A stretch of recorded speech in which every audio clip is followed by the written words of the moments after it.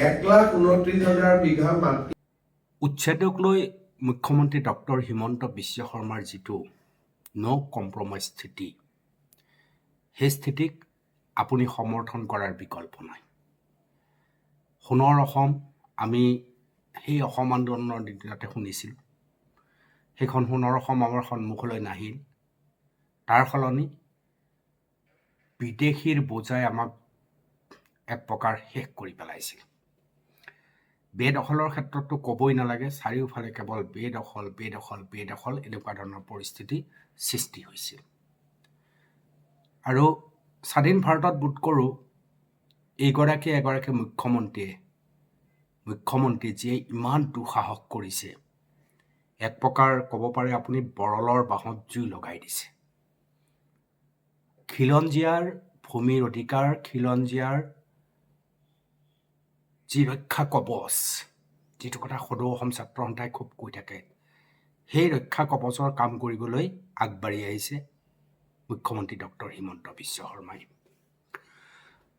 আপুনি মুখ্যমন্ত্ৰী ডক্টৰ হিমন্ত বিশ্ব শৰ্মাক বেয়া পাব পাৰে, সমালোচনা কৰিব পাৰে, কিন্তু বেদখলৰ বিৰুদ্ধে যি ধৰণৰ স্থিতি গ্ৰহণ কৰি আছে, তাৰ কাৰণে আপুনি সমৰ্থন কৰাৰ বিকল্প নাই। যদি আপুনি এজন অসমীয়া, আপোনাৰ যদি অসমীয়াৰ তেজ আছে, আপুনি যদি বাৰে বাৰে অনুভৱ কৰে যে কিছু লোকে আমাৰ ভূমিসমূহ কাঢ়ি নিছে, আমাৰ অধিকাৰ কাঢ়ি নিছে, আমাৰ মাটি লৈ গৈছে, আমাৰ সংস্কৃতিত প্ৰভাৱ পেলাইছে, আমাৰ ভাষা আমি হেৰুৱাবলৈ আৰম্ভ কৰিছোঁ, তেতিয়াহ'লে সেইসকল লোকে মুখ্যমন্ত্ৰী ডক্টৰ হিমন্ত বিশ্ব শৰ্মাৰ সপক্ষে থিয় হ'ব লাগিব। এইবাৰ ক্ৰিয়া প্ৰতিক্ৰিয়া চাওক। এইবাৰেই বোধ কৰোঁ প্ৰথমটো ঘটনা য'ত উচ্ছেদৰ বিৰুদ্ধে গতানুগতিকভাৱে আমছুৱে আন্দোলন আৰম্ভ কৰি দিলে, দিল্লী পৰ্যন্ত পালেগে। প্ৰথমবাৰৰ বাবে উচ্ছেদৰ সপক্ষেও আন্দোলন আৰম্ভ হ'ল। অৰ্থাৎ খিলঞ্জীয়া কেনেকৈ জাগি উঠিছে আপোনালোকে চাওক। অসমীয়া মানুহে অনুভৱ কৰিছে যে এইটো আমাৰ এটা সম্পূৰ্ণ সুযোগ, য'ত আমি আমাৰ মাটি আমাৰ কাষত আনিব পাৰোঁ। অকল মাটি অনাই নহয়, এই মাটি অনাৰ চলেৰে সেইসকল লোকে আমাৰ ওপৰত চলোৱা দানৱীয় অত্যাচাৰৰ পৰা আমি মুক্ত হ'ব পাৰোঁ। যিসকলে বেদখলকাৰীৰ পক্ষ লৈছে, সেইসকলে কিয় বেদখলকাৰীৰ পক্ষ লৈছে মই বুজি পোৱা নাই। বেদখল এজন ভাৰতীয় নাগৰিকেও কৰিব নোৱাৰে। হাতী আৰু বাঘৰ জেগা কোনোবা যদি ভাৰতীয় নাগৰিকেও দখল কৰে, সেই ভাৰতীয় নাগৰিককো উৎখাত কৰিব লাগে। হয়, এই বেদখলত বহু ভাৰতীয় নাগৰিক, সি হিন্দু মুছলমানৰ কথা নাই, বহু ভাৰতীয় নাগৰিকে বেদখল কৰিছে আৰু তেওঁলোক যাব লগা হৈছে সেই ঠাইৰ পৰা। কিন্তু মুখ্যমন্ত্ৰী ডাঙৰীয়াই ইতিমধ্যে ঘোষণা কৰিছে যে সেইসকলৰ বাবে আমি সংস্থাপনৰ ব্যৱস্থা কৰিছোঁ। আৰু যিসকল সন্দেহযুক্ত লোক, আপোনালোকে নাভাবিব সন্দেহযুক্ত লোক নাই। বহুতো লোকে এনেকৈ ক'ব খোজে যে আমি ভাৰতীয় লোকসকলক সন্দেহযুক্ত লোক বুলি কৈ বাংলাদেশী বুলি কৈ আমাক আত্মসন্মানত আঘাত কৰিছে। কিন্তু মূল কথাটো হ'ল, যিজন মানুহ বাংলাদেশী নহয় তেওঁৰ গাত লাগিবলগীয়া কি আছে? যি বাংলাদেশী হয় তেওঁৰ গাত লাগিব। আৰু ইতিমধ্যে জিলা উপায়ুক্তৰ যোগেদি কোন স্বদেশী কোন বিদেশী তাৰ তথ্যও সংগ্ৰহ কৰা হৈছে। কিন্তু আটাইতকৈ ডাঙৰ বিষয়টো হৈছে যে আমাৰ 22 লাখ বিঘা মাটি বেদখল হৈ আছে। আমাৰ ল'ৰাই এতিয়া সেই ধৰণৰ চাকৰি নহয়, কোনোবাই জীৱিকা নিৰ্বাহৰ বাবে বা জীৱিকাৰ বাবে খেতি পথাৰতো নামিছে। মোৰ বহুত উদাহৰণ আছে। মই তেজপুৰত এনেকুৱা লোক পাইছোঁ, গোলাঘাটত পাইছোঁ, শিৱসাগৰত পাইছোঁ। এনেকুৱা বহু ডেকা ল'ৰা আছে, তেওঁলোকৰ হাতত মাটি নাই খেতি কৰিবৰ বাবে। মাটিটো আছে, 22 লাখ বিঘা মাটি কাঢ়ি থৈ দিছে। সেই মাটিসমূহ উলিয়াই আনিবৰ কাৰণে চৰকাৰ কিমান আহিল কিমান গ'ল হিচাপ নাই। কোনো এজন মুখ্যমন্ত্ৰীয়ে সাহস নকৰিলে, সকলোৱে গাদী ৰক্ষাৰ চিন্তা। আৰু সন্মুখত নিৰ্বাচন আহি আছে 26-ৰ, সেই সময়ত মুখ্যমন্ত্ৰী ডক্টৰ হিমন্ত বিশ্ব শৰ্মাই এক প্ৰকাৰ আপোনাৰ মোৰ বাবে দুঃসাহস কৰিছে। আৰু খিলঞ্জীয়াৰ স্বাৰ্থত, খিলঞ্জীয়াৰ সুৰক্ষাৰ বাবে, অসমীয়াৰ স্বাভিমান ৰক্ষাৰ বাবে মাটি কাঢ়ি অনাৰ মাটি কাঢ়ি নিয়াসকলৰ বিৰুদ্ধে ব্যৱস্থা গ্ৰহণ কৰিবলৈ কুণ্ঠাবোধ কৰা নাই। এই সময়তো আমি মুখ্যমন্ত্ৰীৰ সৈতে আপোনাৰ মোৰ আদৰ্শ নিমিলিব পাৰে, কিন্তু এই বিষয়টোত অন্ততঃ মুখ্যমন্ত্ৰী ডক্টৰ হিমন্ত বিশ্ব শৰ্মাক সকলোৱে সমৰ্থন কৰিব লাগে। প্ৰতিজন অসমীয়াই কৰিব লাগে। প্ৰতিজন অসমীয়া মানে আমাৰ থলুৱা লোকসকলে কৰিব লাগে। সেই থলুৱা হিন্দু হ'ব পাৰে, সেই থলুৱা মুছলমান হ'ব পাৰে, সকলো হ'ব পাৰে।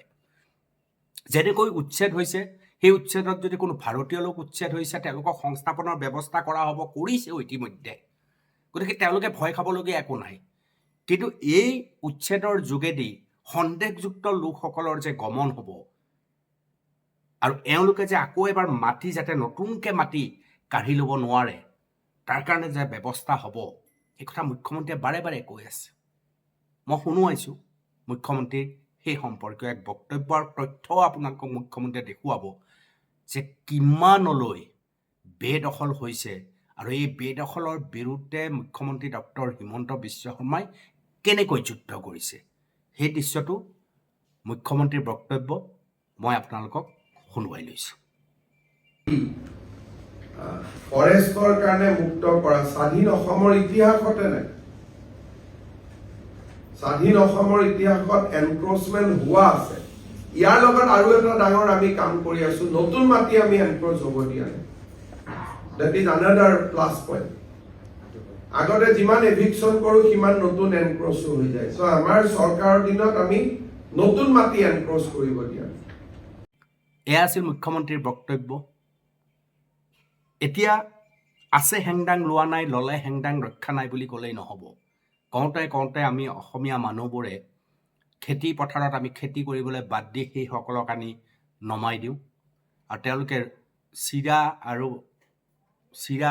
ৰঙা চাহ খাই আপোনাৰ অঞ্চলৰ খেতি পথাৰত কাম কৰে আৰু তাৰপিছত তেওঁলোকে তাৰপৰা যোৱাই বাদ দিয়ে। তাত এটুকুৰ সৰু ঠাইত সোমাই লৈ লাহে লাহে প্ৰসাৰ কৰি ভয়ংকৰ ৰূপ কৰে। আৰু সেই ঠাইবিলাকত কি হয় আপোনালোকে দেখিছে, অপৰাধ প্ৰৱণতা কেনেকৈ বৃদ্ধি পাইছে। জীয়ৰী বোৱাৰী ওলাব নোৱাৰা পৰিস্থিতি এটা সময়ত আহি যায়। হত্যা হয়, ধৰ্ষণ হয়, ড্ৰাগছৰ ব্যৱসায় হয়, বিভিন্ন অপৰাধ হয়। কোনে কৰে এইবোৰ? মইতো নাভাবোঁ কোনোবা ভাৰতীয় নাগৰিকে কৰিব। যিসকল ভাৰতীয় নাগৰিক, যিসকলে ৬০-৭০ বছৰ ধৰি কিছুমান স্থানত আছে, সেইসকল লোক দোষী নহয়। কিন্তু বেদখল যদি সেইসকলে কৰিছে, ক'ৰবাত বনাঞ্চলৰ মাটি দখল কৰিছে, তেতিয়াহ'লে তেওঁলোক অপৰাধী। পাৰ্থক্য এটাই, যিসকলে বনাঞ্চল বেদখল কৰিছে বা আন চৰণীয়া পথাৰ বেদখল কৰিছে, সেইসকলক যদি ভাৰতীয় নাগৰিক হয়, চৰকাৰে এটা ব্যৱস্থা কৰিব আৰু তেওঁলোকক বিকল্প ব্যৱস্থাৰে এটা ঠাইত নি সংস্থাপন কৰিব। কিন্তু যিসকল প্ৰকৃতাৰ্থত সীমান্তৰ সিপাৰৰ পৰা আহিছে, সেইসকলে যাতে নতুনকৈ সংস্থাপন পাব নোৱাৰে তাৰ ব্যৱস্থাও কৰা হৈছে। মই ভাবোঁ যে আদৰ্শগত কাৰণত আপুনি যদি মুখ্যমন্ত্ৰীক বেয়া পাই থাকক, কিন্তু উচ্ছেদ অভিযানৰ সপক্ষে থিয় দিয়ক। এয়া আমাৰ বাবে এটা অন্তিম সুযোগ, সুবৰ্ণ সুযোগ। মইতো ভাবোঁ এনেকুৱা মুখ্যমন্ত্ৰী আপোনালোকৰ সন্মুখলৈ নাহিব যি ইমান দুঃসাহস কৰিব পাৰে। কিমানলৈ সাহস কৰিছে সেয়া আপোনালোকে দেখিছে।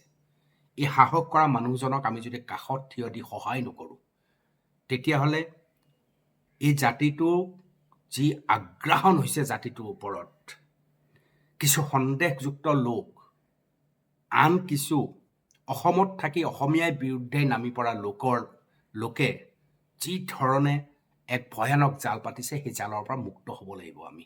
মুক্ত নহ'লে জাতি শেষ হৈ যাব। আমি সকলোৱে অনুভৱ কৰোঁ সেই কথা, প্ৰত্যেকগৰাকী অসমীয়া মানে অনুভৱ কৰোঁ। লখিমপুৰতো অনুভৱ কৰে, গোলাঘাট, ধেমাজি, জোনাই, যোৰহাট সকলোতে অনুভৱ কৰে।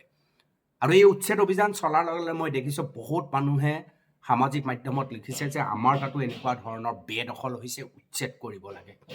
এনে কিছু লোক আহিছে যি লোক সন্দেহজনক। এইবিলাক লোক আমি যোৰহাটত দেখাই নাই, গোলাঘাটত দেখাই নাই, লখিমপুৰত দেখা নাই। ক'ৰ পৰা আহিছে এইসকলে? আহি গোগ্ৰাহে গেলিবলৈ আৰম্ভ কৰিছে আমাৰ মাটি। আজি মায়াঙৰ এজন থলুৱা মানুহ, তিৱা ভদ্ৰলোকে জনাইছে যে তেওঁৰ ৯ বিঘা মাটি বেদখল কৰিলে 9 বিঘা তেখেতৰ পট্টা থকা মাটি তেওঁ পিতৃপুৰুষৰ পৰা প্ৰাপ্ত মাটি দখল কৰিলে এইটো কেনেকৈ সম্ভৱ এনেকুৱাই